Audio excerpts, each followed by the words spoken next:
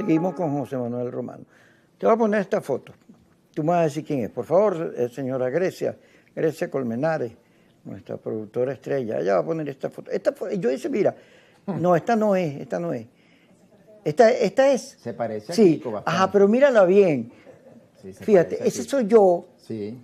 Que los radicales, como tienen esa cosa de comunicaciones tan elaborada, a propósito de una reflexión que hice de la película Frankenstein, la de Guillermo del Toro, que está impresionando a todo el mundo, entonces me ponen como el abuelo de los montes. Resulta que Frankenstein, a mí me encantaba Herman Munster, porque era un papá bueno, más bien inocente, y eso es lo que plantea un poco la víctima en la película de Guillermo del Toro, de Frankenstein. El conflicto que tenemos en Venezuela es una especie de Frankenstein, que hemos construido oposición y gobierno, pedazos aquí, pedazos allá, pero no es una víctima, es un conflicto que hace imposible el entendimiento o la institucionalidad, porque como está basado en el odio, en la rabia, hay gente que dice, este es un Estado fallido, Estado liderizado por el narcotráfico. Cuando dicen eso, tú estás diciendo eso para atacar a Maduro, oye, tú estás diciendo que la construcción de la República, porque este ejército, este Estado, es la continuidad de un proceso que comienza en 1877, cuando se constituye la Capitanía General de Venezuela, que pasa por la Guerra de Independencia.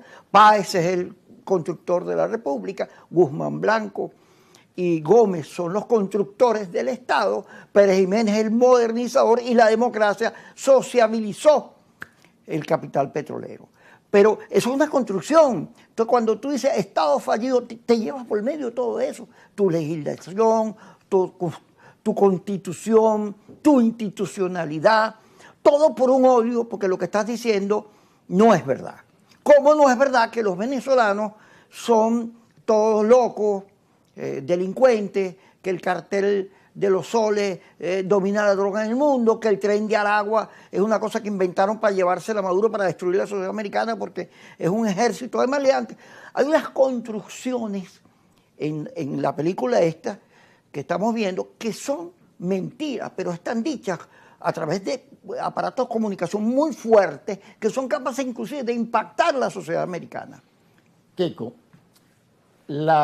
lamentablemente la política venezolana en los últimos años se ha convertido en un espacio donde impera lo que yo denomino el paroxismo polarizante.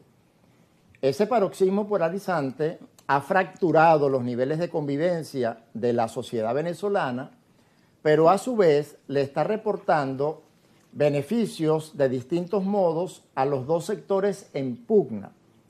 Al sector del status quo representado en el gobierno le permite mantener el ejercicio del poder. Y al sector de la oposición radical de élites que se adueñó de la diversidad del sentimiento opositor, pero que nos condujo por el golpe de Estado del 2002, conocido como el Carbonazo, por el paro petrolero del 2003, por la funesta, nefasta generación del 2007, donde por cierto se le dio mucho impulso desde este propio canal en el pasado, y dos rectores de una universidad oficial y de una universidad privada, la salida del 2014, que resultó un disparate, la salida del 2017, la ficción interinaria que incluso algunos colegas constitucionalistas en el país pretendieron darle visos de legalidad a algo que es contrario y que no tiene espacio dentro del marco constitucional.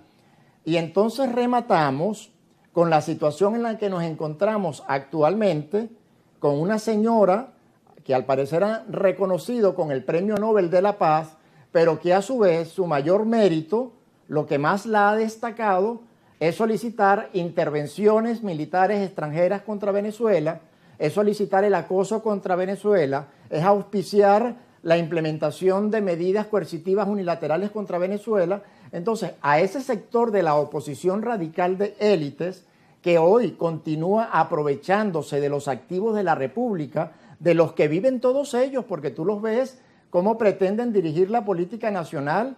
Bueno, desde un supuesto autoexilio en el país, otros desde unos exilios dorados en Madrid, en Washington, en Miami, en Colombia, todos con un entramado de ONG que constituyeron en torno a los partidos novedosos que surgieron después del año 2000, porque entonces resulta que la institucionalidad de partidos que funcionaba anterior al año 99, pues les resultaba incómodos a todos. Le resultaba incómodo a Chávez, que creó una constitución que, por cierto, impide el financiamiento de los partidos políticos con fines del Estado, que yo creo que eso se tiene que retomar, porque eso es lo que dio lugar a la entrada de muchos factores que sí pudieran estar vinculados con negocios ilícitos para el financiamiento de este sector radical de la oposición venezolana. Yo creo que la política tenemos que rescatarla para la moderación, tenemos que rescatarla para el reencuentro, tenemos que rescatarla para el reconocimiento, porque de esa crispación que se está generando no se resuelve el problema de la salud en Venezuela, no se resuelve el deterioro de la educación, no se resuelve el problema de los salarios. Pero claro, la oposición irracional de élites, ellos no viven conectados con el témpano en las necesidades de la gente. Ellos viven conectados con los dictámenes que les dicten desde el norte, porque es de donde obtienen el financiamiento y es de donde ellos mantienen la esperanza. Como no tienen la fuerza social necesaria, colectiva, para imponerse ante el proyecto político gubernamental, entonces optan por atentar contra los intereses de Venezuela. ¿Quiénes contribuyeron a estigmatizar a la migración venezolana en el exterior? Los mismos connacionales. ¿Quiénes empezaron a señalar que todos los venezolanos que se encontraban en los Estados Unidos, que por cierto, estudios hechos dentro de la sociedad americana demostraban que teníamos un nivel de formación académica superior al promedio de muchos ciudadanos americanos, pero entonces todo aquel venezolano que tuviera un tatuaje era inmediatamente estigmatizado como miembro del Tren de Aragua, una organización delictual que no tuvo aquí ni siquiera la trascendencia que le dieron allá y que prácticamente la igualan a grupos terroristas como Hamas, como Al Qaeda.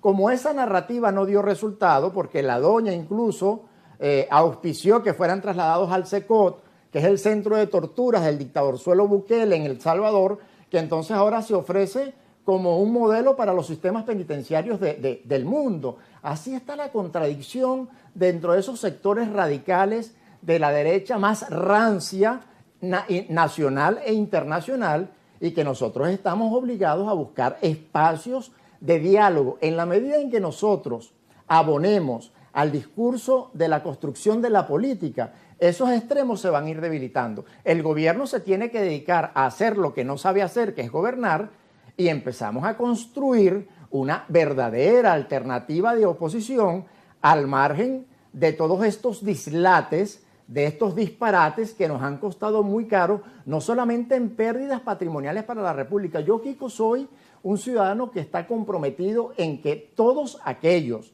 que se han beneficiado de los recursos de la ficción interinaria, que en definitiva son recursos, son activos de la República, tienen que ser verdaderamente sancionados, tienen que ser declarados como traidores a la patria, tienen que estar sometidos a inhabilitaciones permanentes, porque esos son actos de corrupción intolerables. Tenemos que desechar de la política los extremos, la crispación, la intolerancia, y tenemos que procurar el reencuentro. Y muchos dirán, ay, pero qué discurso tan edulcorado. No, no se trata de un discurso edulcorado, se trata de buscar el centro político para que nosotros podamos avanzar